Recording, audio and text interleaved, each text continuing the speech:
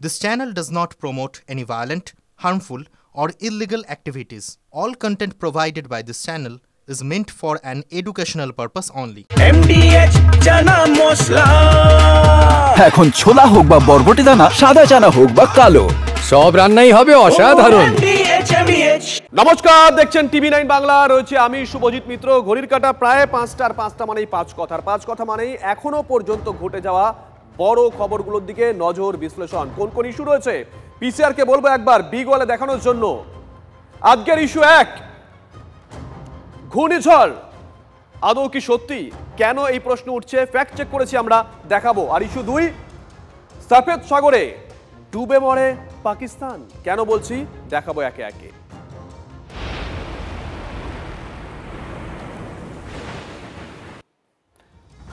পাঁচ কথা শুরুতেই বেশ কয়েকটা গুরুত্বপূর্ণ তথ্য আপনাদের জানাবো, যে তথ্য আগামী কয়েকদিন আপনাদের জন্য অত্যন্ত দরকারি। শুরুতেই ফ্যাক্ট চেক। গত কয়েক সপ্তাহ ধরে আপনারা ঘূর্ণিঝড় নিয়ে অনেক গুজব শুনেছেন নিশ্চয়ই। হ্যাঁ, গুজবই বলছি, কারণ আমাদের আবহাওয়া দপ্তর একবারও ঘূর্ণিঝড়ের কোনো পূর্বাভাস দেয়নি। আরব সাগরে গভীর নিম্নচাপ ইতিমধ্যেই স্থলভাগে ঢুকে পড়েছে, আর তার শক্তি বাড়ানোর আশঙ্কা নেই। কাল বঙ্গোপসাগরেও একটি নিম্নচাপ সৃষ্টি হতে চলেছে, কিন্তু সেটিরও ঘূর্ণিঝড়ে পরিণত হওয়ার কোনো আশঙ্কা নেই। কি বলছে আলিপুর আবহাওয়া দপ্তর, শুরুতেই শোনাবো। আমরা তো প্রথম থেকেই বলেছি এই জিনিসগুলো, ভ্রান্ত ধারণার কোনো ব্যাপার নেই, সাইক্লোন হওয়ার কোনো সম্ভাবনা নেই। এই সিস্টেমটির সাইক্লোন হওয়ার পোটেনশিয়াল নেই বলা যায়। দেখুন, ঘূর্ণিঝড়ের কোনো আশঙ্কা নেই, তবে দুর্যোগের একটা আশঙ্কা কিন্তু আছে। নেপথ্য রয়েছে সম্ভাব্য নিম্নচাপ। কোথায় কেমন বৃষ্টি হতে পারে আগামীতে একবার দেখাই। শুরুতেই দক্ষিণবঙ্গের দিকে নজর রাখবো। সেখানে ভারী বৃষ্টির পূর্বাভাস। 28 মে উত্তর 24 পরগনা, দক্ষিণ 24 পরগনা, পূর্ব মেদিনীপুর, পশ্চিম মেদিনীপুর ভারী বৃষ্টি হতে পারে। 29 মে কলকাতা, হাওড়া, হুগলি, উত্তর 24 পরগনা, দক্ষিণ 24 পরগনা, পূর্ব মেদিনীপুর, পশ্চিম মেদিনীপুর, বাঁকুড়া, পশ্চিম বর্ধমান, সেখানে ভারী বৃষ্টি হতে পারে। 30 তারিখ মানে 30 মে কলকাতা সহ দক্ষিণবঙ্গের প্রায় সব জেলাতেই ভারী বৃষ্টি হতে পারে। 30 মে হুগলি, পূর্ব মেদিনীপুর, পশ্চিম মেদিনীপুর, বাঁকুড়া, পূর্ব বর্ধমান, পশ্চিম বর্ধমান, বীরভূম, সেখানে অতি ভারী বৃষ্টি হতে পারে। 31 তারিখ মানে 31 মে বীরভূম, মুর্শিদাবাদ ভারী বৃষ্টি হতে পারে। এ তো দক্ষিণবঙ্গের সব জেলা মোটামুটি আপডেট দিয়ে দিলাম, যে আগামী 31 তারিখ পর্যন্ত কোথায় কি বৃষ্টি হতে পারে না হতে পারে। আর এবার একটু উত্তরবঙ্গের দিকে নজর রাখবো। 29 তারিখ উত্তরবঙ্গের সব জেলায় ভারী বৃষ্টি, সব জেলাতেই মোটামুটি। 29 তারিখ কোচবিহার, উত্তর দিনাজপুরে অতি ভারী বর্ষণ হতে পারে। 30 তারিখ এবং 31 তারিখ উত্তরবঙ্গের সব জেলায় ভারী বৃষ্টি। 30 তারিখ এবং 31 তারিখ দার্জিলিং, কালিম্পং, জলপাইগুড়ি, আলিপুরদুয়ার, কোচবিহার অতি ভারী বর্ষণ হতে পারে বলছে আবহাওয়া দপ্তর। জুনের 1 তারিখ মানে 1 জুন দার্জিলিং, কালিম্পং, জলপাইগুড়ি, আলিপুরদুয়ার, কোচবিহার সেখানে ভারী বৃষ্টি হতে পারে। অল্প সময়ে বেশি বৃষ্টি হলেই জল জমার একটা আশঙ্কা। এয়ারপোর্টের কাছে হলদিরাম অঞ্চল আজই ডুবেছে। একবার ছবি দেখুন, ছবি দেখাচ্ছি আমরা। এভাবে জ্যৈষ্ঠে জলমগ্ন হওয়ার আশঙ্কা বাড়ছে। এই ছবি আজকের ছবি। আগামীতে বৃষ্টি হলে কি হতে পারে মোটামুটি এই ছবি দেখে একটা অনুমান করা যেতে পারে।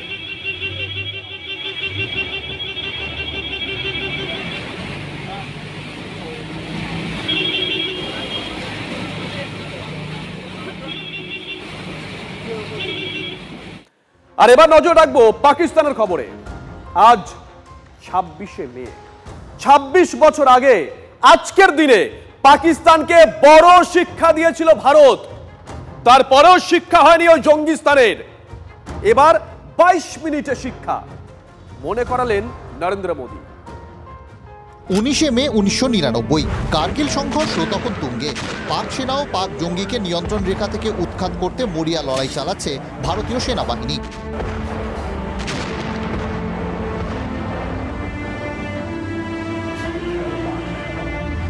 মাটিতে অপারেশন বিজয়, আকাশে অপারেশন সফেদ সাগর।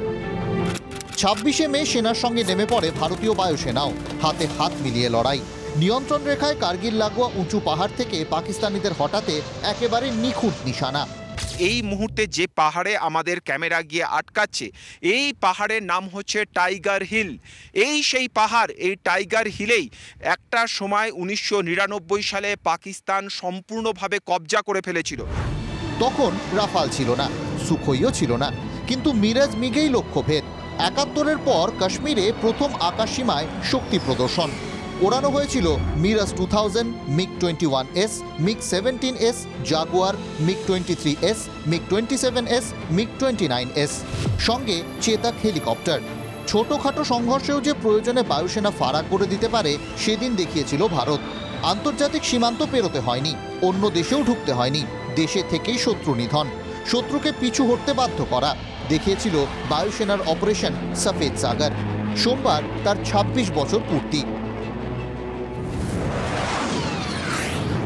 বারবার ধাক্কা খেয়েও শিক্ষা হয়নি পাকিস্তানের।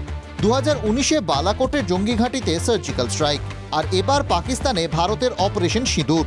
9 জঙ্গি ঘাঁটি ধ্বংস, 11 বায়ুসেনা ঘাঁটিতে স্ট্রাইক। পাঞ্জাব, রাজস্থানের পর এবার গুজরাটের মাটি থেকেও পাকিস্তানকে নিশানা প্রধানমন্ত্রী নরেন্দ্র মোদীর। পেহেলগাঁও হামলার পর দেশবাসী যা চেয়েছিলেন ঠিক সেটাই করা হয়েছে, বলছেন প্রধানমন্ত্রী। जब कोई हमारी बहनों के सिंदूर को मिटाएगा तो उसका भी मिटना तय हो जाता है। इसलिए मोदी ने वही किया जिसके लिए देशवासियों ने, आपने मुझे प्रधान सेवक की जिम्मेदारी दी। বেছে বেছে হিন্দু পর্যটকদের খুন করেছিল জঙ্গিরা। ভারতও বেছে বেছে জঙ্গি ঘাঁটি ধ্বংস করে দিয়েছে। পাকিস্তানের কাটা ঘায়ে নুনের ছিটে দিয়েছেন প্রধানমন্ত্রী নরেন্দ্র মোদী। 9 सबसे बड़े आतंकी ठिकाने उनको ढूंढ निकाला, अता पता पक्का कर लिया, और 22 तारीख को उन्होंने जो खेल खेला था, 6 तारीख रात को 22 मिनट में हमने उनको मिट्टी में मिला दिया। पाकिस्तानी फौज को भी धूल चटा दी। অপারেশন বিজয় থেকে অপারেশন সিঁদুর, 82 শিক্ষার চর খেয়েও কি শিক্ষা হবে পাকিস্তানের? Bureau report, TV9 Bangla. আর এবার সরাসরি নজর রাখতে হচ্ছে শুভেন্দু অধিকারী সাংবাদিক বৈঠক করছেন। এসডিও এবং ডিএমরা, তাই এই কেস অবিলম্বে আপনি সিবিআইকে হ্যান্ডওভার করুন। উনি বলছিলেন সাব জুডিস, আমি বলেছি সাব জুডিস নয়। অরুণ গোড়াই কলকাতা হাইকোর্টে গেছে যে আমাকে দিয়ে করানো হয়েছে, সেন্ট্রাল এজেন্সির ইনভেস্টিগেশন চাই, কিন্তু কলকাতা হাইকোর্ট এখনও কোনো ইন্টারলগেটরি বা ইন্টারিম অর্ডার দেয়নি। স্বাভাবিকভাবে এটা সাব জুডিস এই মুহূর্তে নয়। আপনি চাইলে ইসিআইর কনকারেন্স নিয়ে, লিগ্যাল ওপিনিয়ন নিয়ে উইদিন ফিউ আওয়ার্স এই কেস আপনি হ্যান্ডওভার করে দিতে পারেন সিবিআইকে। আমরা দায়িত্ব নিয়ে বলতে পারি, কাকদ্বীপের এসডিও মধুসূদন মণ্ডল, দক্ষিণ 24 পরগনার ডিএম, যাকে ভাইপোর ডিএম বলা হয়, সুমিত গুপ্তা, এরা ডাইরেক্টলি ইনভলভ। আজকে যাদের জন্য অরুণ গোড়াইয়ের বিরুদ্ধে এফআইআর সাসপেন্ড হয়েছে, সেই আপনারা টিভি গিয়েছিলেন তাদের কাছে জিজ্ঞেস করতে কিভাবে নাম উঠেছে।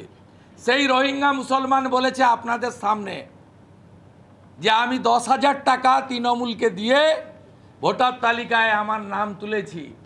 ইতিমধ্যে আমরা খুশি, রানাঘাট চাকদাতে যে বাংলাদেশি লোকের ভুয়া এপিক কার্ডের কেস সামনে এসেছে, সেই কেস এনফোর্সমেন্ট ডাইরেক্টরেট নিয়ে নিয়েছে, যেহেতু ফরেন মানি ট্রেল হয়েছে ফেমা অ্যাক্টের আওতায়। এটা আমরা চাই, যেহেতু উনি বলছেন, এটা আমরাও বলছি, হ্যান্ডবুক পরিষ্কার, it's a central government organisation. Central government অর্গানাইজেশনের কোনো malpractices, fraud, anomaly, any type of violation of the guideline হলে এটা কনসার্নিং এজেন্সি ইনভেস্টিগেট করবে, আর সেন্ট্রাল গভর্নমেন্টের ক্ষেত্রে ভারত সরকার বা তার অনুমোদিত সংস্থার ক্ষেত্রে বা কোনো কনস্টিটিউশন বডি বা autonomous body like election commission হলে এটা সিবিআই ইনভেস্টিগেট করবে। এটাই ছিল আমাদের বক্তব্য। এবং আমরা আগেও বলেছি, আজও বলেছি, আমাদের লেখার বক্তব্যের বাইরে মমতা ব্যানার্জি 27 ফেব্রুয়ারি নেতাজি ইন্ডোরে পুরো সিস্টেমটাকে ধমক দিয়েছিলেন, 35,000 অভিযোগপত্র দিয়েছিলেন পরিযায়ী শ্রমিক এবং হিন্দু লোকেদের নাম বাদ দিতে। তার মধ্যে 28,000 লোক বলেছে আমরা বাংলাতেই নাম রাখব, তাদের নাম কাটতে পারেনি। 7,000 নাম কেটেছে, তারও তালিকা আমরা সংগ্রহ করে তাদেরকে দিয়ে আমরা এখানে সামারি রিভিশনের সময় পদ্ধতি মেনে আবেদন করাবো। বিএলওর ক্ষেত্রে 80% বিএলওকে চেঞ্জ করতে হবে, অল আর কন্ট্রাকচুয়াল, পার্মানেন্ট এমপ্লয়ি দিতে হবে। আমরা আগে বলেছি, তাতে ইসিআই অলরেডি অ্যাকশন নিচ্ছে, কাজ করছে। আমরা নজর রাখছিলাম, শুভেন্দু অধিকারী সাংবাদিক বৈঠক করছিলেন, পাশাপাশি অন্যান্য খবরের দিকেও নজর রাখবো। দক্ষিণ কোরিয়ার মাটিতে পাকিস্তানের মুখোশ খুললেন অভিষেক বন্দ্যোপাধ্যায়। জঙ্গি নেতাদের শেষকৃত্যে পাক সেনাকর্তাদের উপস্থিতি তুলে ধরে প্রতিবেশী দেশের সন্ত্রাসে মদত নিয়ে সুর চড়িয়েছেন তৃণমূল সাংসদ। জঙ্গিদের মদতদাতা পাকিস্তানের স্বরূপ তুলে ধরে অপারেশন সিঁদুরের সাফল্য সিওলে তুলে ধরেন ভারতের সর্বদলীয় সংসদীয় প্রতিনিধি দল। সাপ সাপই থাকে, মন্তব্য অভিষেকের।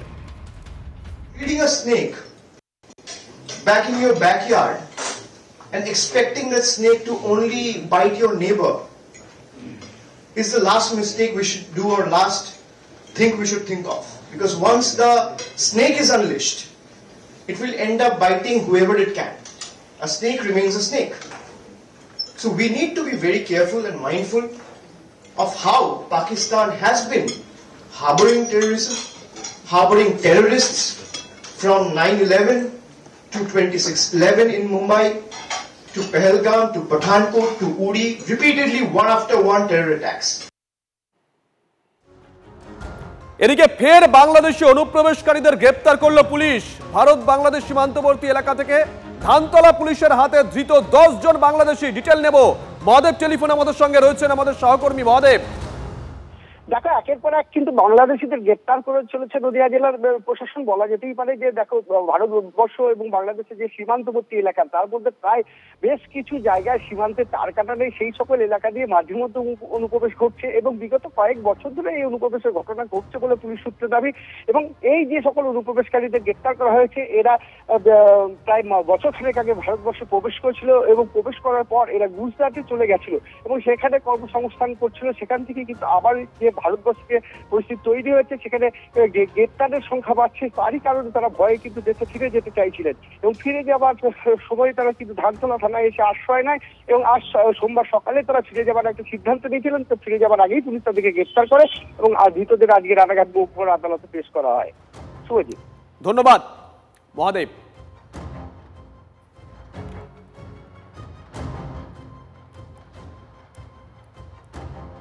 এই বাংলাদেশের অবস্থা ভয়ঙ্কর, জানেন তো। আর 2-1 মাসের মধ্যেই ওপারে অর্ধেক শিল্প বন্ধ হয়ে যাবে। লক্ষ লক্ষ শ্রমিক কর্মহীন হয়ে পড়বেন, রাস্তায় নামবেন। অরাজকতার বাংলাদেশে চরম পরিণতির আশঙ্কায় ভুগছেন শিল্পপতিরা, মুখ খুলছেন তারা। এদিকে চাপের মুখে নিজেকেই বাঁচাতে ব্যস্ত ইউনূস, দেখুন প্রতিবেদনে।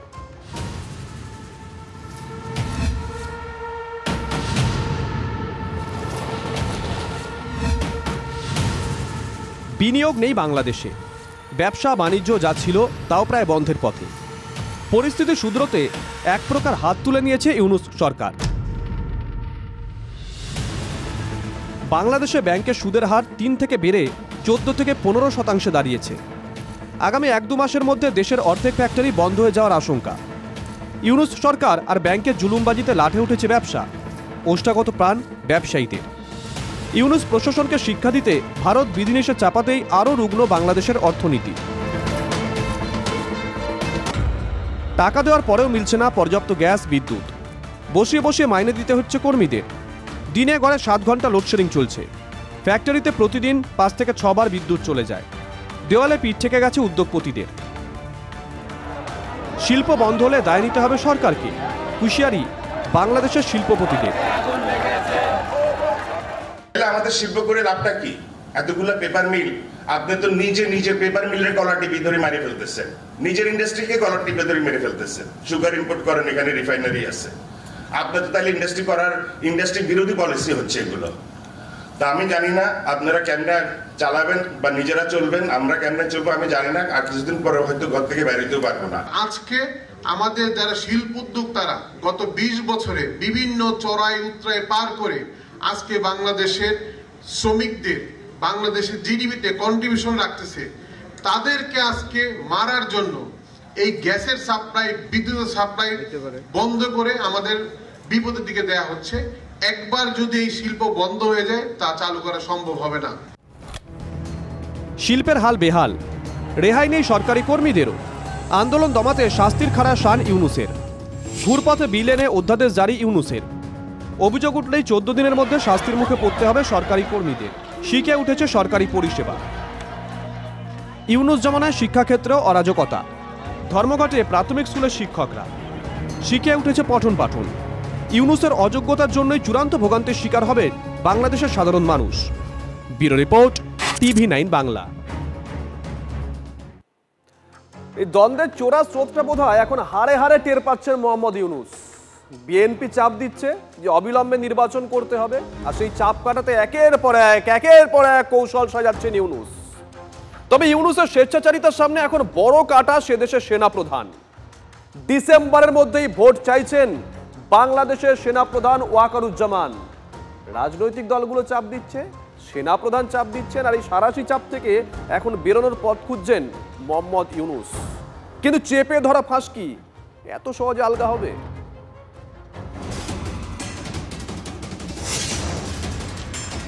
দায়িত্ব নেওয়ার প্রায় 10 মাসের মাথায় বড় ফাঁড়ার মুখে মোহাম্মদ ইউনূস। চতুর্দিকে প্রতিকূল পরিস্থিতি, পদত্যাগের ধোঁয়াও তুলে দিয়েছিলেন অন্তর্বর্তী সরকারের প্রধান উপদেষ্টা। তবে তা যে এই সংকটের পরিস্থিতিতে সহানুভূতি আদায়ের চেষ্টা, তা অনেকটাই স্পষ্ট। টালমাটাল রাজনৈতিক পরিস্থিতির মধ্যেই শনিবার বিএনপি, জামাত ও এনসিপির সঙ্গে আলাদা করে বৈঠক করেন মোহাম্মদ ইউনূস। আড়ালে আবডালে অন্য কথা বললেও পদ্মা পাড়ের রাজনৈতিক দলগুলোর নেতারা প্রকাশ্যে অন্তত বলছেন তারা কেউই প্রধান উপদেষ্টার পদত্যাগ চান না। ডিসেম্বরের মধ্যে ভোটের দাবি থেকে কোনো মতেই সরতে নারাজ খালেদা জিয়ার দল। বৈঠকে ইউনূসকে সেই বার্তার সঙ্গে রবিবারও স্পষ্ট করে দিয়েছেন বিএনপির ভারপ্রাপ্ত চেয়ারম্যান তারেক রহমান। আগামী ডিসেম্বরের ভেতরে জাতীয় নির্বাচন অনুষ্ঠিত হতে হবে। জাতীয় নির্বাচন অনুষ্ঠানের লক্ষ্যে জনপ্রশাসন, আইন শৃঙ্খলা বাহিনীর প্রয়োজনীয় সংস্কারের জন্য অন্তর্বর্তীকালীন সরকারের প্রতি সর্বাত্মক সমর্থন অব্যাহত রেখেছি। রাজনৈতিক বিশ্লেষকদের ব্যাখ্যা, ভোট পিছিয়ে কুরসির স্বাদ যতদিন সম্ভব নিতে চান ইউনূস, সেই উদ্দেশ্যেই সময় কেনার কৌশল নিয়েছেন তিনি। একাধিক ক্ষেত্রে সংস্কারের বুলি আউড়ে ভোট পিছনোর খেলা খেলছেন নোবেলজয়ী। আরও অন্তত 1 বছর ক্ষমতা ভোগ করতে চান। ডিসেম্বর থেকে জুনের মধ্যে নির্বাচনের কথা জানিয়েছে ইউনূসের দফতর। সরকারের কাজে বাধা এলে জনগণকে সঙ্গে নিয়ে সিদ্ধান্ত নেওয়া হবে বলেও বিএনপির উপর পাল্টা চাপের কৌশল চেলেছেন ইউনূস। সেনাপ্রধানের সঙ্গেও ইউনূসের দ্বন্দ্ব মেটা তো দূরের কথা, দিন দিন তা বেড়েই চলেছে। সূত্রের খবর, সেনা অভ্যুত্থানের আঁচ পেয়ে ওয়াকারুজ্জামানের সঙ্গে বারবার যোগাযোগের চেষ্টা করেন মোহাম্মদ ইউনূস, কিন্তু সাড়া দেননি সেনাপ্রধান। বিএনপির সুরেই ডিসেম্বরের মধ্যেই নির্বাচন করানোর স্পষ্ট বার্তা ওয়াকারের গলায়। এই জটের মধ্যেই ইউনূসের চাপের সুরের ঐক্যতান দেখানোর চেষ্টা চললেও প্রকাশ হয়ে পড়ছে জাতীয় নাগরিক পার্টি ও বিএনপির দ্বন্দ্ব। দক্ষিণ ঢাকার মেয়র নির্বাচন ঘিরে দু দলের সংঘাত আরও বেড়েছে। সম্প্রতি আদালতের রায় বিএনপি প্রার্থী ইশরাক হোসেনের পক্ষে গিয়েছে, অথচ হাসিনার সময় হওয়া সব নির্বাচন বাতিলের দাবি তুলেছে জাতীয় নাগরিক পার্টি। আদালতের রায়ও মানতে নারাজ এনসিপি, তারা নতুন করে স্থানীয় নির্বাচনের পক্ষপাতী। শুধু কি রাজনীতির আঁচ, সরকারি কর্মীদের ক্ষোভের আগুনও পোহাতে হচ্ছে ইউনূস প্রশাসনকে। কালা কানুনের অধ্যাদেশ আনার অভিযোগে সচিবালয়ে তুমুল বিক্ষোভ সরকারি কর্মী আধিকারিকদের, যে বিক্ষোভে বারবার উঠেছে ইউনূস বিরোধী slogan. Bureau report, TV9 Bangla. বাহ, এবার হয়েছে স্বাদ। হ্যাঁ, অপূর্ব স্বাদ। এমডিএচ এর চাঙ্কি চাট মশলা, জীবনে আসল স্বাদ জাগলো। আসল মশলা, এমডিএচ।